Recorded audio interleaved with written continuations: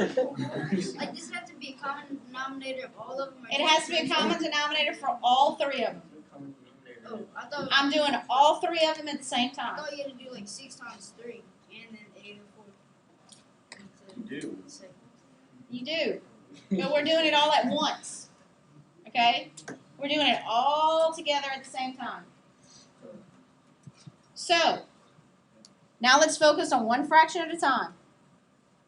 We had to multiply by 3/8 to turn this into this. So we've got to multiply the numerator by 3/8. Here I had to multiply by 6b squared to get 18a4b squared. So I've got to multiply here by 6b squared.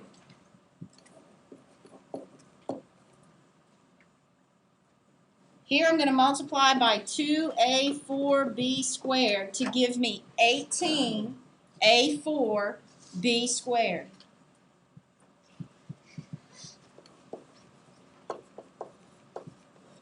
So I've got 4/8 b cubed. Now, if I'm adding three fractions and they all have a denominator that's the same, isn't that essentially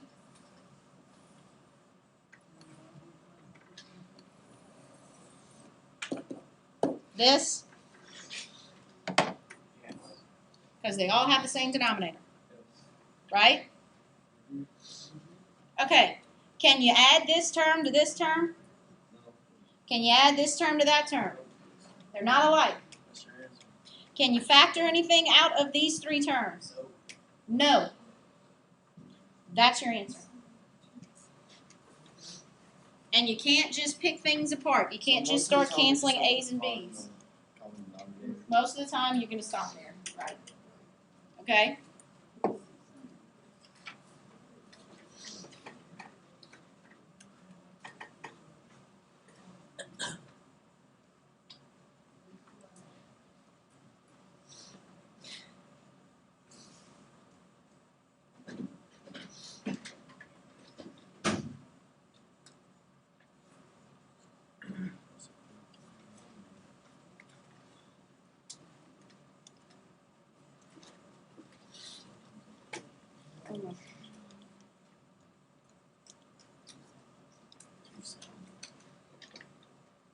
Okay, 90. 90 is my least common denominator for 15 and 18. What other factors are involved down there? X and Y, XY cubed.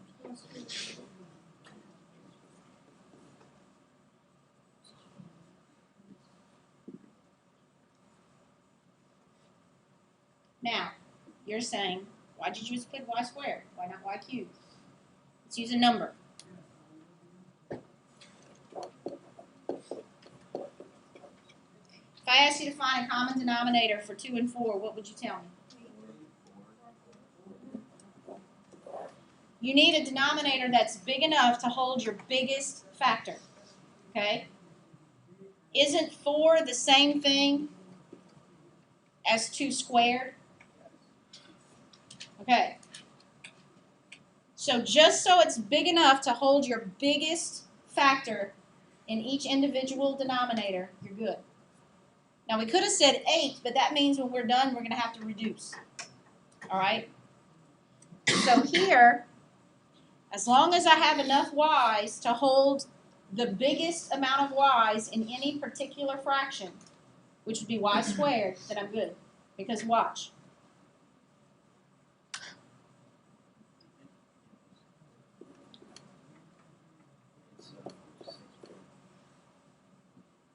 Is it 6?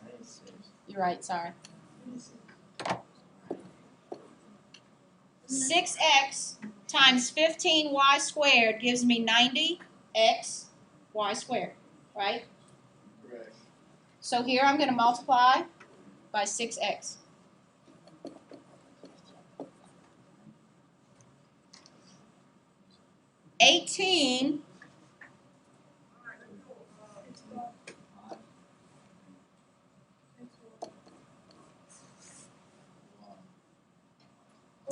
18 times 5 is 90. X, y squared. If you have a variable located in both denominators, you just take the largest exponent. Oh, it doesn't have Just to take be the largest exponent. So if you've got squared, cubed, fourth, and fifth power, you'll use the fifth power. Just the largest exponent. The exponents don't have to be like the same. No, Like the, no. And so here we have 5y squared. Now, if two fractions are added and the denominator's the same, isn't that basically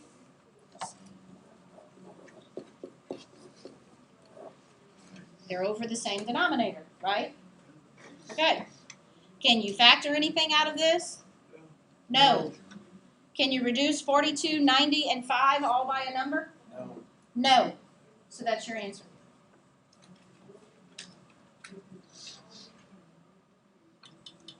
You know, almost all the stuff you multiply in the numerator will look kind of the same, like have the same variable. I'm confused. What do you mean? All the stuff you multiply in the numerator. The red. Oh, no, it won't always be the same. It depends on what your denominator is. It just worked out that way for these. wait, what number did you multiply by to get 90? Was it Okay.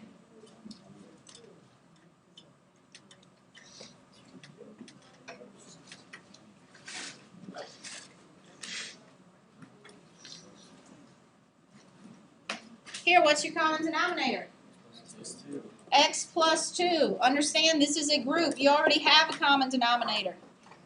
Do you have to change the numerators? No, because you didn't change the denominator. That's the answer. So your answer is negative 2 over x plus 2.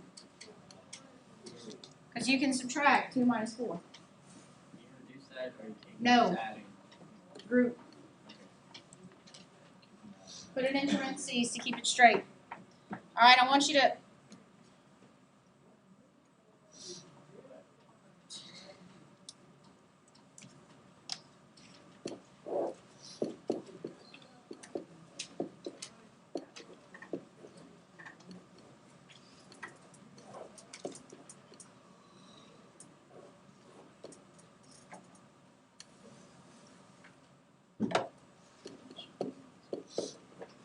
Okay. Stay with me. If the bell rings, don't jump up. You'll need to see this. If you're asked to find a common denominator for that, you're most likely going to say, ah! And that would be a good response. Okay? You've got to factor the denominators. What does this denominator factor to give you? X plus 2. X minus 2 times x minus 1. What does this one factor to give you? X minus 4. Okay. Now, according to the monomials that we were just working with, we said we want our common denominator to be able to hold all of our factors, right? So when we're finding a common denominator for this, we want every single different factor to show up. So I have a factor of x minus 2, x minus 1, x plus 2, and I've already written down x minus 2. So that's your common denominator. And tomorrow we're going to transform the numerators. It's 3 over that. It's the same order. That's my answer. Same homework.